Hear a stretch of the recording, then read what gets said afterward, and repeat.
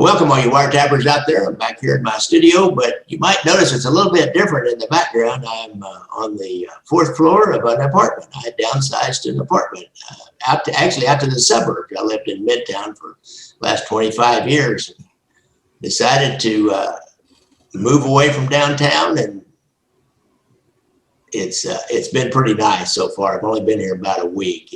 I'm on the top floor of an apartment building, and I can actually see the Missouri River off in the distance. So we're getting ready to do first of a series of shows here on the Chicago outfit in 1989, which was known as the year of the stool pigeon. They got hit big time.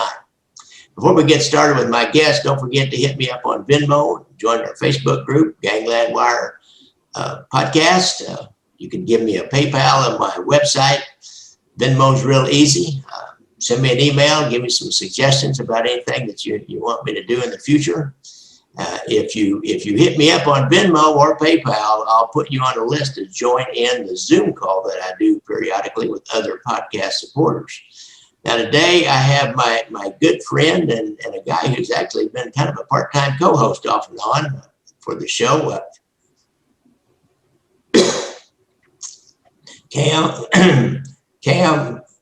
Camillus Robinson.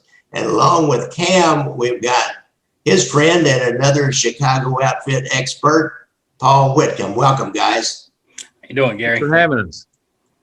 Now you guys do another show up there in Chicago. What's that show that you guys have done up there? Well, we have a couple of different things going on. The big thing that Cam and I have been doing is the VPod TV network, which is a new TV network. We've got a show called Inside the Chicago Outfit, which is essentially 4 or 5 of us and special guests sitting around a table talking about different things in the Chicago outfit. We've done Sam Giancana, Tony Accardo, the Policy Wars, and it's a brand new TV network that's available on several of the different streaming networks, right, Cam? Right. It's available on Roku, VPod, VPOD, and comes on Friday and Saturday nights at 8:30 to 9:30 Central and 9:30 to 10:30 Eastern time. So it's really, we do a lot of research going into it. It's a lot of fun. Sit around and really go do a deep dive into a lot of subjects. So it's a good watch. Yeah, I've seen that now. Joe Seifert does that with you, correct? That's right. Right. And you're third person. And Joey Seifert is the son of Danny Seifert, who was murdered by Joey the Clown, Joe Lombardo, and I believe was it Frank Sweets was the other suspect in that murder. He was one of them. He sure was. That's right. It was a real concerted effort. A lot of people participated. Really. So anyhow, let's move on to looking back at 1989 Chicago, the year of the stool pigeon. So Paul, you kind of started talking about this early on. Kind of give us an overview of what happened that year. Well, Gary, there's a kind of a myth about the Chicago outfit that until about this time, nobody flipped on the Chicago outfit. There was such terror of them and their control of the courts that nobody flipped. But the reality is that if you go all the way back to Al Capone's own lawyer, O'Hare, turned over a set of ledger books to the IRS, which led to Capone's conviction. Of course, there's Willie Beoff, who set Paul Ricca and the whole crew away in the 40s. And then we had Chuck Cromaldi and Frank Collada. So there's been a long history of them. It's just until 1989, you never had high-ranking members of the outfit or a series of serious blows to the outfit like we did in this year. It's a year that dismantled the outfit in a way like no other, and it's so worth talking about. We have so many different people who flipped during that year, and they knocked out the legs that held the outfit up. Interesting. In Kansas City, compare and contrast, we never had anybody flip except a couple of minor people, and they weren't even from Kansas City, but because of the skim and all the wiretaps that the Bureau did, they took down the entire hierarchy of the early 80s of the Kansas City outfit. But as Bill Owsley, my good friend FBI, had said, nobody ever flipped in Kansas City that was anybody. We always figured, because it's such a small town, that they leave all this extended family behind, and then they have to then deal with the extended family of the people that they flip on. So it's a much smaller town. It might be a little easier to flip and your family stay away from other outfit guys in Chicago. Yeah. I don't know. Right. So the first one that we're going to talk about is Robert Cooley. And I talked to Robert Cooley on the phone. He's quite a talker. He didn't really want to come on a podcast yet. He's written a book, but he tells me, and you guys tell me if he was right or wrong, that he came in on his own just out of a guilty conscience. He said he used to be a cop and as a lawyer, when he was really got involved in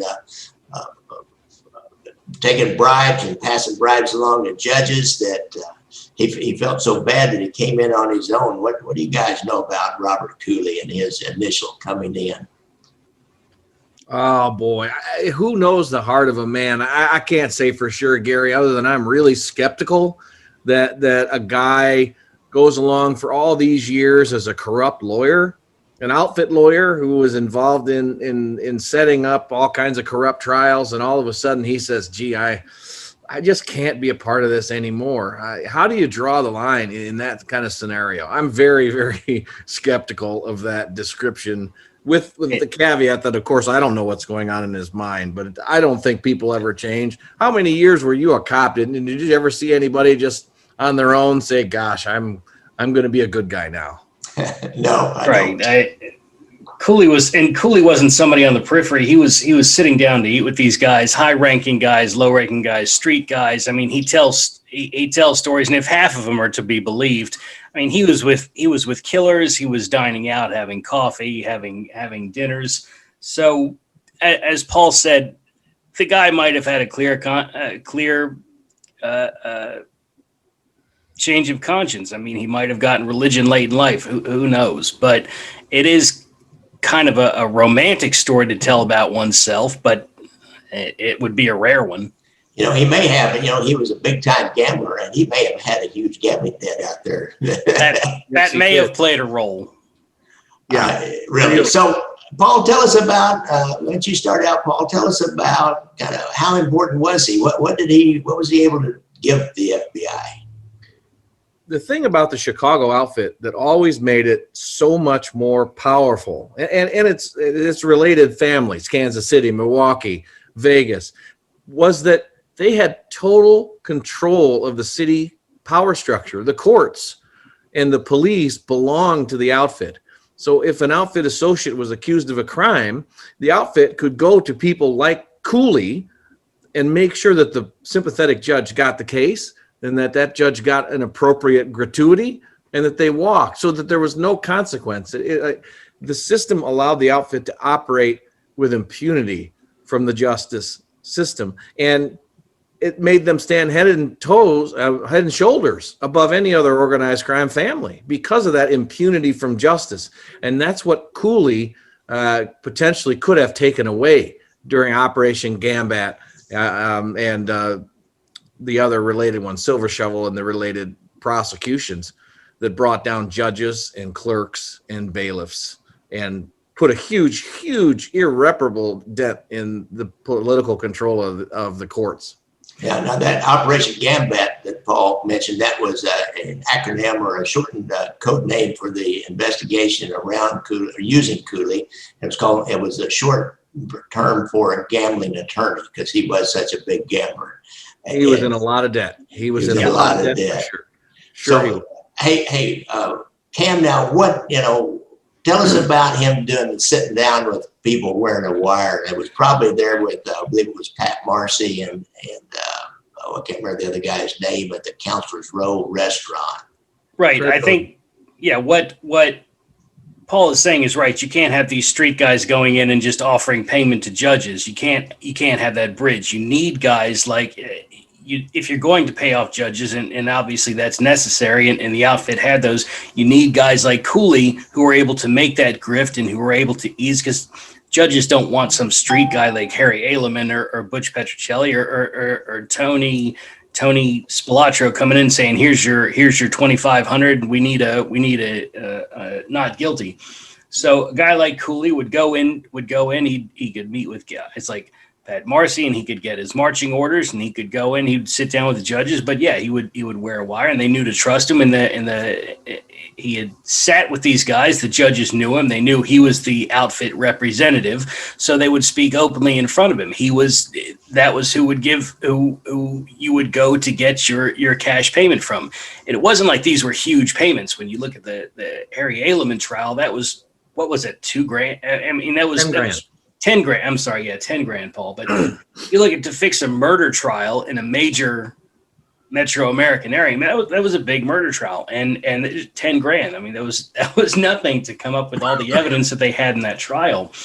And the average price, I think, was about $2,000. That one was a little bit bigger. So, but a guy like Cooley was the one negotiating those. And so when he was sitting down with these judges and wearing the wire, they would speak totally freely in front of him. Everybody would speak freely because he was literally one of the most crooked attorneys in town, and he was the man who would make it was the inroad to judges, to everybody, to politicians. So he was exactly the key to getting into the crooked courts, and any judge who was crooked enough to accept bribes would have met with Cooley and would have known he's the guy that you talk to. Now you mentioned Harry Aleman, who, folks, if you don't remember, I've got a podcast, multi-part podcast, because he's such a complex, hardworking hitman for the outfit. But Harry Aleman, if I remember right, he killed a guy named Billy Logan, who was not allowing. He was a teamster, and he was in a truck dock, and he was not allowing people to go in there and steal. And he killed him one night, sitting in front of his car, or sitting in front of his house, and there was a witness, and then the guy driving Aleman's car testified, and the witness testified in front of this judge, whose name I believe was Frank Wilson, correct me if I'm wrong, and he paid him 10 grand, although I think he promised him 20 and then only paid him 10. I may be wrong on that one. And then when this all fell down, Harry Aleman got a not guilty, then Aleman got retried. When it came out, Cooley went out where the judge was retired and told him, this is all going to fall down on top of him, and the judge killed himself. It's a heck of a story. Didn't he do another one for Tony Spilatro too? Didn't Tony Spilatro get a not guilty on a bench trial? Because that was her deal, right? Is get the bench trial in front of the judge. Mm-hmm. Yes. Mm-hmm. Yes. You select the right judge. Yeah. And with Aleman, what was so interesting is what they had already substituted out Judge Wilson and said, under no circumstances do we want him. And then Cooley said, whoa, wait a minute.